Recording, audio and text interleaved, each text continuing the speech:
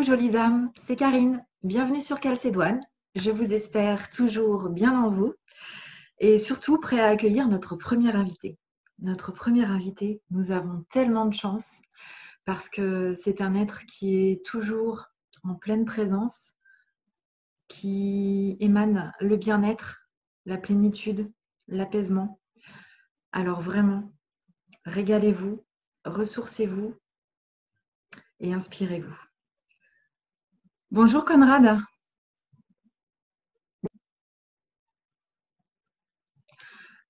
Alors, je ne vous entends plus. Ah, Ça y est, c'est revenu. On a des coupures. d'accord. Il y a du Mais monde sur les lignes en ce moment. il me semble. Il y a du monde sur les lignes. Alors, je sais, Conrad, que vous n'aimez pas particulièrement vous présenter et du moins surtout pas qu'on mette d'étiquette. Mhm. Euh, Est-ce que vous pouvez quand même nous parler de l'être humain que vous êtes? Euh, c'est vrai qu'en fait, je parle très peu de moi. Et, à mon sens, il n'y a pas la nécessité que je parle de moi. Je ne suis pas là pour ça. On va dire que j'aide, j'accompagne l'évolution de chacun à travers ce monde. Voilà. Après, je fais de temps en temps des événements, j'écris quelques livres, mais voilà. Euh, c'est Est-ce pas qu'on... c'est pas le sujet en fait. D'accord. Voilà. Alors effectivement, je vous remercie d'avoir répondu à mon appel, puisqu'effectivement, nous vivons tous une période historiquement exceptionnelle.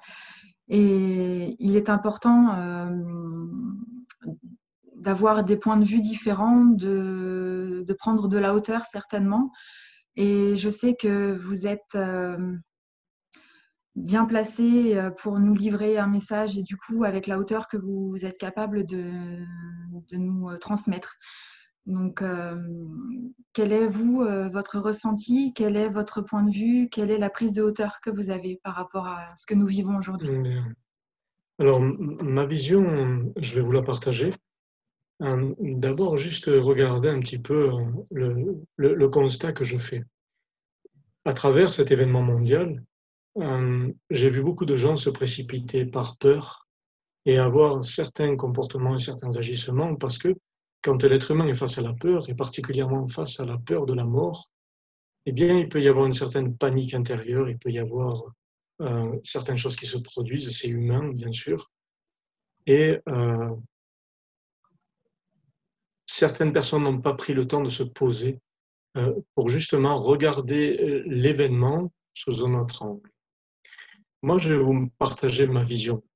Euh, D'abord, on pourrait dire que cet événement mondial, cette quarantaine mondiale, nous invite à nous poser en nous-mêmes, à vraiment avoir du recul sur la situation et se poser en soi, ce que j'appelle moi le temple intérieur, se poser dans son temple et vraiment observer. Observer pourquoi? Cette période, elle est là, et à mon sens, cette période est volontaire pour l'évolution de l'humanité. On a vu l'être humain jusqu'à ici, jusqu'à aujourd'hui, on a vu l'être humain qui est dans des modes de consommation irraisonnables.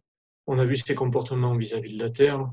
On a vu que l'être humain est arrivé à, je dirais, une période, à un stade limite de tout ce qu'il pouvait engendrer sur le plan terrestre.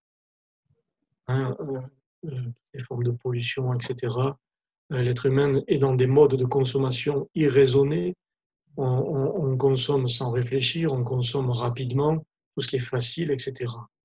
On exploite la terre au maximum, on exploite les animaux, on exploite des tas de choses.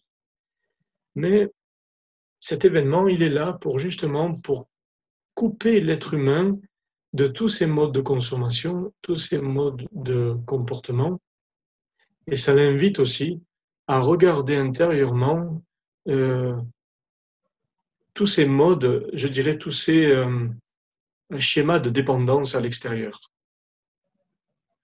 C'est-à-dire qu'on voit un petit peu les gens qui paniquent à l'idée de ne plus avoir une situation matérielle confortable, etc.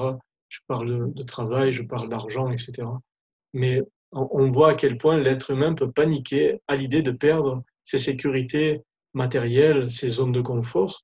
Et là, ça invite chacun à regarder profondément ses attaches et ses dépendances aux zones de confort, aux zones de sécurité, aux choses matérielles. Et c'est là où je vais en venir. À mon sens, ce qui se produit aujourd'hui, ça fait partie, je dirais, et je le mettrai entre guillemets, ça fait partie d'un plan divin. On a parlé de conspiration, on a parlé de complot, etc. Moi, je vois au-delà de ça. Je vois un plan divin qui se dessine pour que l'être humain puisse être mis face à lui-même.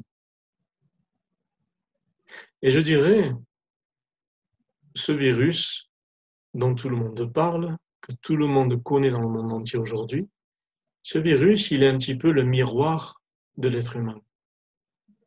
Dans le sens où une majeure partie de l'humanité exploite la terre, exploite tout. Il y a des formes d'exploitation de toutes les manières. Et aujourd'hui, l'être humain n'honore pas pleinement la vie. Et l'être humain est comme un virus pour la terre. Et je dirais que ce virus qui est manifesté, c'est un peu le miroir de l'être humain. Aujourd'hui, ça met l'être humain face à ce qu'il est en partie. Je ne dis pas que toute l'humanité est comme ça. Heureusement, il y a des gens qui s'éveillent ou qui sont éveillés ou en chemin d'éveil et qui font tout leur possible pour honorer la vie dans tous ses aspects. Et bien là, ce virus, il est là pour nous permettre de chacun, justement, de nous retourner vers nous-mêmes et de regarder profondément à quel point, dans tous nos modes de comportement et nos modes de consommation, nous honorons la vie véritablement.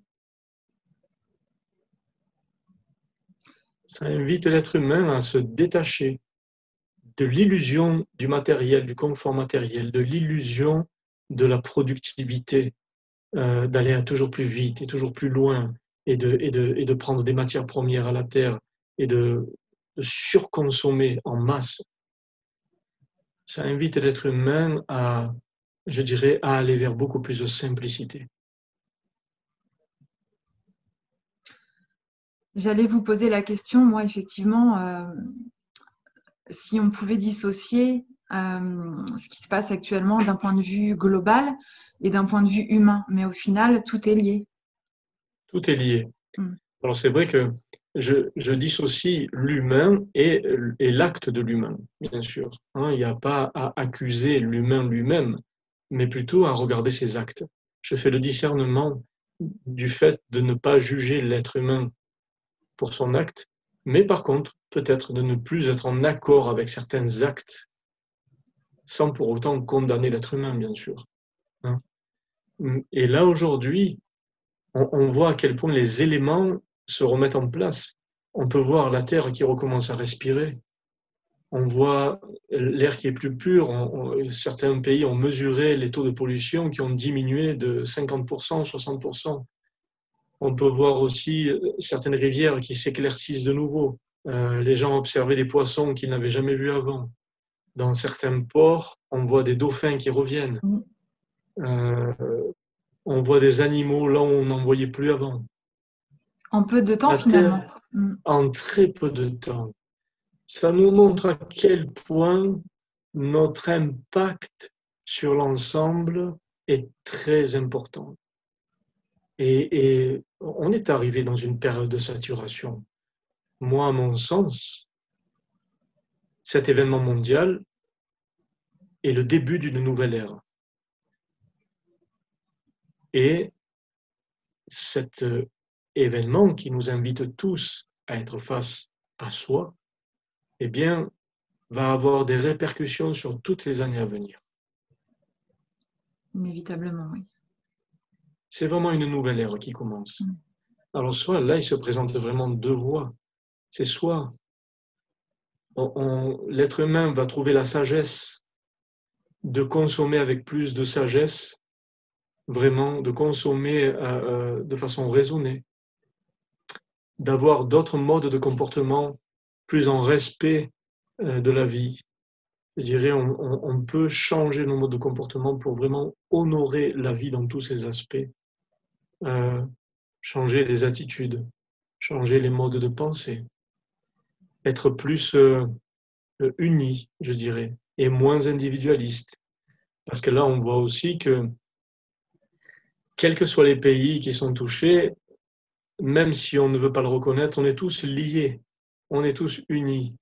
Il y a quelque chose qui nous unit, tous ensemble. Et à mon sens, ce serait bien que l'être humain comprenne qu'il ne faut pas attendre des catastrophes pour être uni. On devrait ressentir une unité à chaque instant, sans avoir besoin qu'on soit au bord de la falaise, prêt à mourir, pour dire, tiens, on est unis. C'est vraiment une grande leçon qui se présente à l'être humain. C'est vraiment un immense enseignement pour l'humanité. Est-ce que vous pensez qu'il y a quand même encore beaucoup de personnes qui ont vraiment une vision simplement matérialiste des choses? Est-ce que vous pensez que les consciences vont saisir cette opportunité? Je le souhaite. Beaucoup, bien sûr, sont encore dans des aspects matériels, accrochés, attachés et dépendants de choses matérielles. Parce que beaucoup regardent uniquement leur portefeuille, beaucoup regardent leurs intérêts. Mais aujourd'hui, j'invite ces personnes-là justement à voir qu'au-delà de ça, il y a la vie. Et on est là pour honorer la vie, pas pour la détruire. Ça, c'est vraiment le message. Alors, je dirais à ces personnes, comme je dis tout à l'heure, il y a deux chemins qui s'offrent. Soit celui d'honorer la vie aujourd'hui et justement de perpétuer et de favoriser cette unité, soit de continuer dans des choses matérielles, d'être attaché à la matière et je dirais, de prospérer dans des biens matériels. Mais si l'être humain fait ça, eh bien, c'est qu'il n'a pas compris le message. Aujourd'hui, il y a un réel message pour l'humanité, là, à travers ce confinement, à travers ce virus. Ce virus n'est que le reflet de l'être humain. Donc il y a un vrai message et un vrai enseignement à comprendre, à en tirer pour les années à venir. On ne peut plus continuer à fonctionner tel qu'on a fonctionné jusqu'ici, à surproduire, à surconsommer, à prendre, je dirais, à détruire la vie, à détruire juste pour des choses matérielles, juste pour s'enrichir, juste pour avancer dans une technologie qui va de plus en plus rapidement. Et au final, qu'est-ce qui va se passer si on prend ce chemin et qu'on va finir par regarder la vie à travers des écrans? Et on aura un souvenir de la vie. On aura un souvenir des animaux qui ont disparu. On aura un souvenir des forêts qui ont disparu.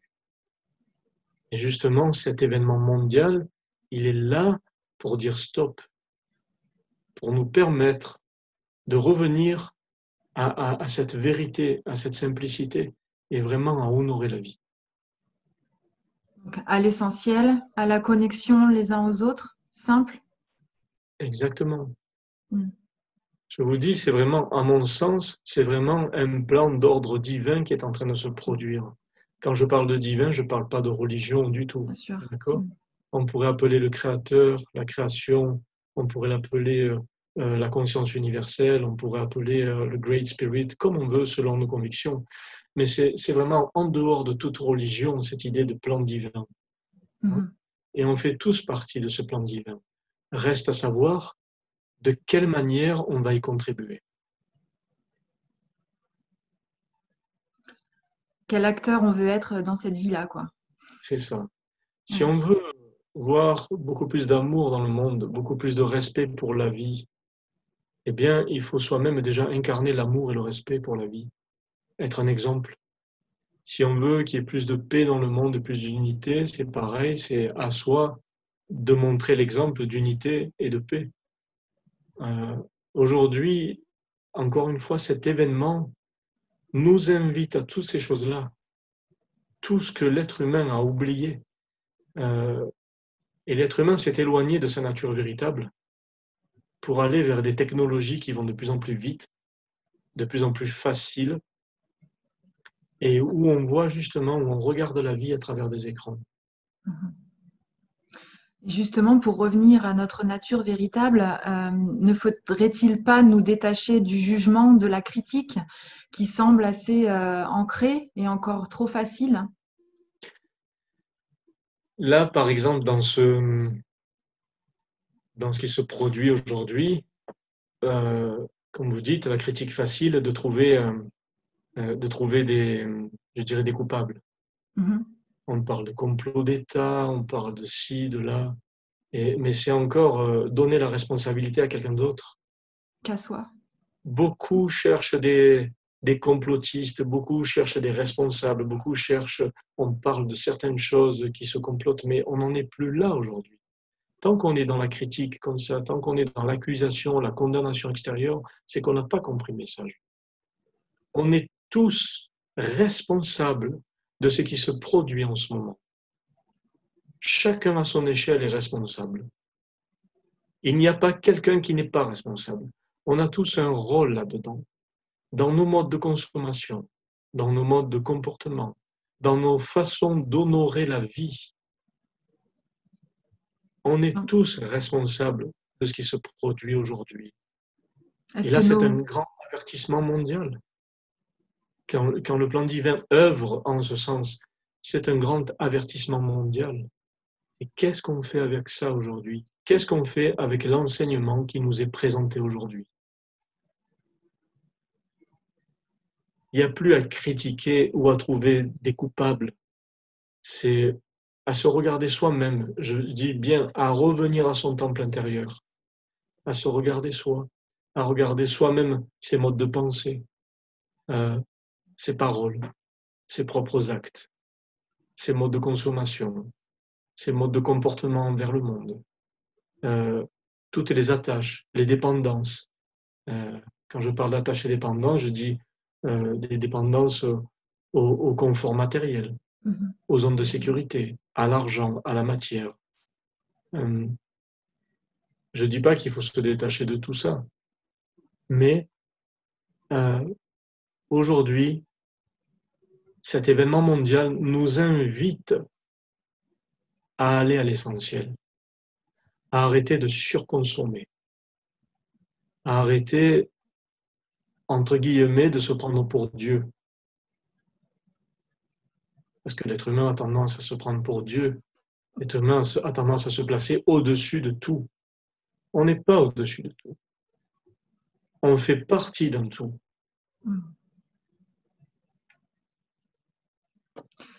Et vous parliez de nos pensées, de nos mots. La portée semble fondamentale. Tout a un impact. Que ce soit nos modes de pensée ou notre verbe, c'est de l'énergie que nous diffusons. Lorsque l'on critique quelqu'un ou l'on condamne quelqu'un ou on trouve un coupable, toutes les pensées qu'on va émettre, c'est autant d'énergie que l'autre va recevoir. Et c'est pareil avec le verbe. Aujourd'hui, beaucoup d'êtres humains ont perdu le côté sacré du verbe. Avoir le verbe juste, avoir le mot juste, sans blesser l'autre, sans raconter n'importe quoi, sans perdre de l'énergie à argumenter certaines choses. On a perdu le sens sacré du verbe aujourd'hui. Et le verbe a un impact considérable. Pourquoi vous pensez qu'on a perdu justement cette notion? Comment on a pu perdre cette notion? On s'est éloigné de la simplicité, de l'authenticité, on s'est éloigné du sacré, on s'est éloigné de notre véritable nature. Et aujourd'hui, il y a tellement de facilité dans ces technologies modernes, dans cette course effrénée à la rapidité. On veut aller de plus en plus vite. On regarde d'ailleurs les téléphones. On invente de la 5G maintenant pour aller encore plus vite. Et à quoi bon? Tout est néfaste au final de vouloir de plus en plus de choses. On a déjà l'essentiel. Et de vouloir toujours plus, toujours plus, toujours plus, au final, on a les résultats en face de nous. Ouais, absolument. Aujourd'hui, je le dis encore, ce virus, c'est le miroir de l'être humain.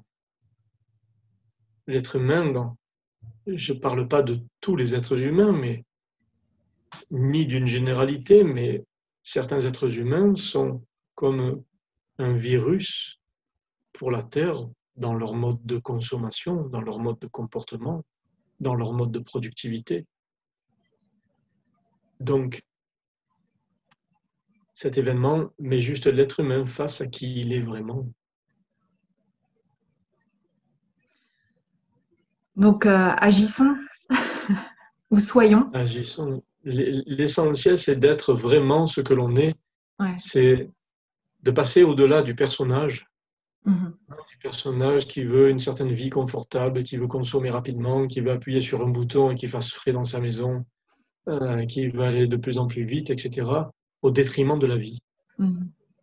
Aujourd'hui, je dirais, on est face à deux choix, comme je l'ai dit tout à l'heure, et à mon sens, le choix le plus sage, c'est celui d'honorer la vie. Est-ce que c'est la question qu'on peut se poser à chaque instant, du coup?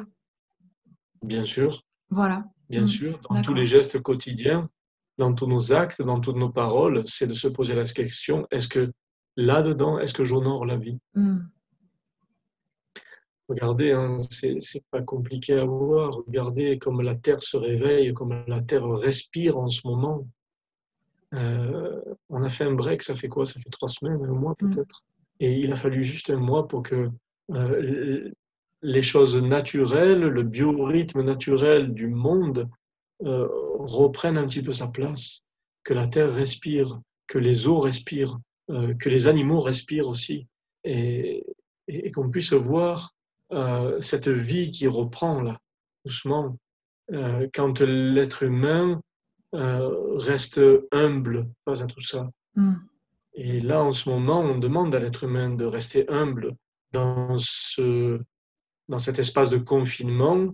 C'est aussi une forme d'humilité que de dire, OK, je reste dans cet espace, dans mon temple, et j'observe.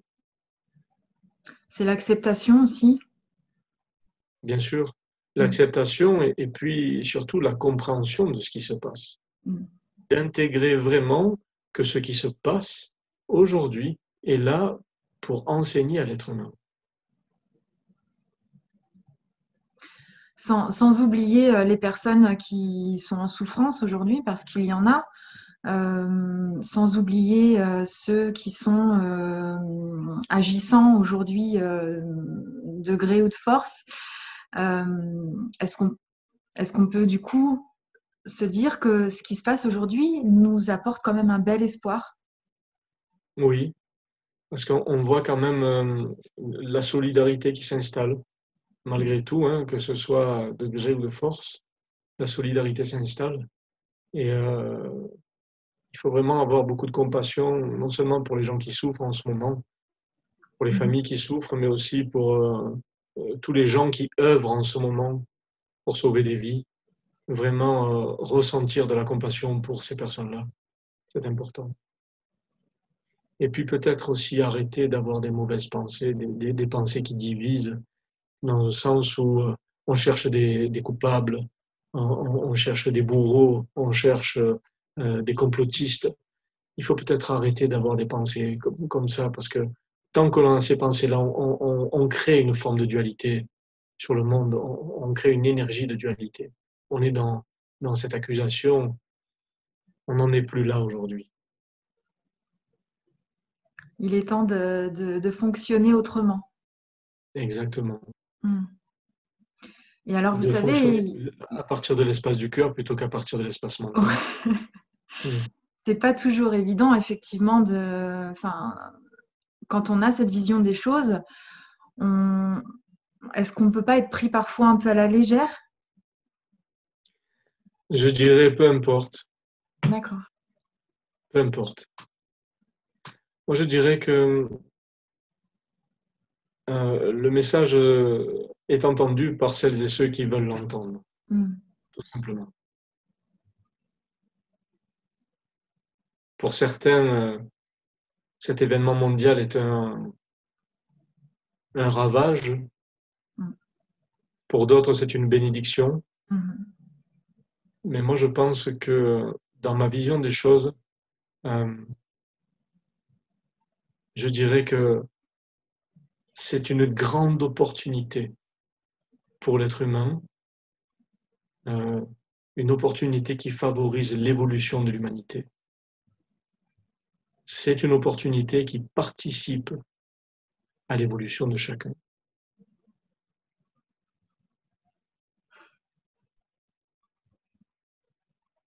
J'ai juste envie de dire merci, là, du coup, finalement, pour ce qui est à cet instant.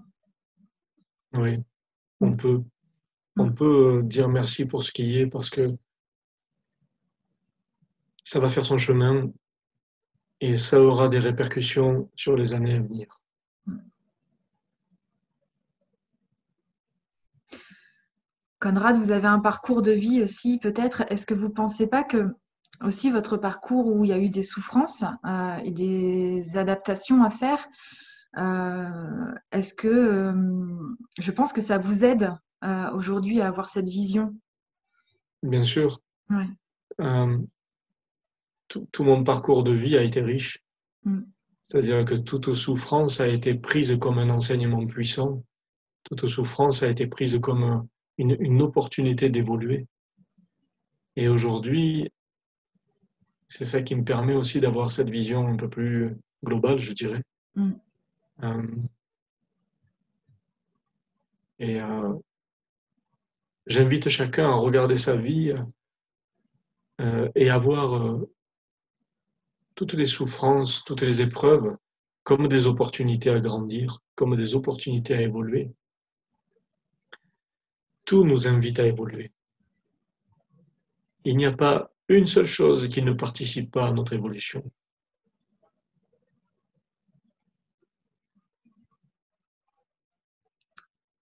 Merci pour ce point de vue-là. Mm. Mm. J'invite tellement tout le monde à pouvoir recevoir en lui chacun de vos mots et que ça puisse résonner là où ça doit résonner en tout cas. Mhm. Merci beaucoup. Vous avez écrit plusieurs livres, vous l'avez dit tout à l'heure, Mhm. et vous parcourez aussi le monde, Oui. voilà, pour partager, pour des moments de partage, d'échange. Mhm. Vous Oui. invitez à des retraites également, je crois. Oui, c'est ça. Ouais, Mhm. d'accord. Je parcours le monde pour pouvoir transmettre un message, pour, je dirais, favoriser un monde meilleur, Mhm. une humanité meilleure. Je fais ma part, on va dire. Vous êtes né conscient, en fait.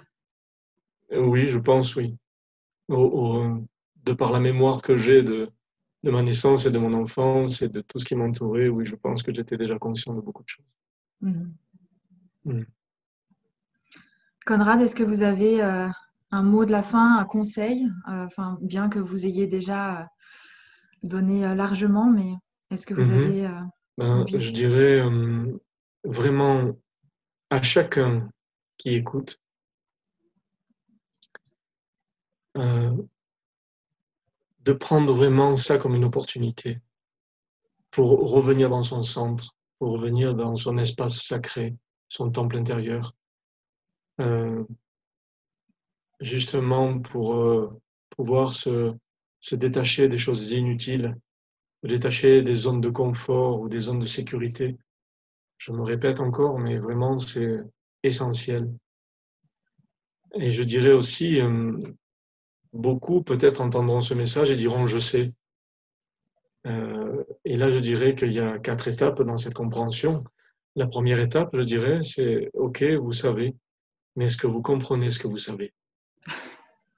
La deuxième étape, ça serait OK, vous comprenez ce que vous avez su, mais est-ce que vous avez intégré ce que vous avez compris? Et la dernière étape, je dirais, pour celles et ceux qui ont intégré, je dirais c'est bien, mais maintenant, c'est bon d'incarner ce que vous avez intégré. Et aujourd'hui, cette période de confinement invite chacun aussi à incarner tout ce qui a été intégré auparavant, à l'incarner profondément. Voilà. Et je dirais, prenez soin de vous, tout simplement. Essayez plus ou moins de rester en paix avec ce qui se produit en ce moment. Et rappelez-vous surtout que c'est vraiment un plan divin qui s'organise en ce moment.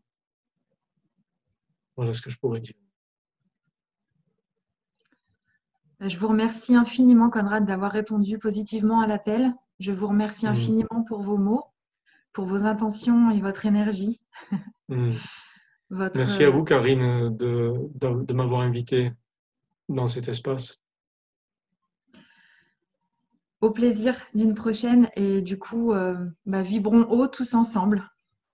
C'est ça, exactement. Au revoir, Conrad. Au revoir.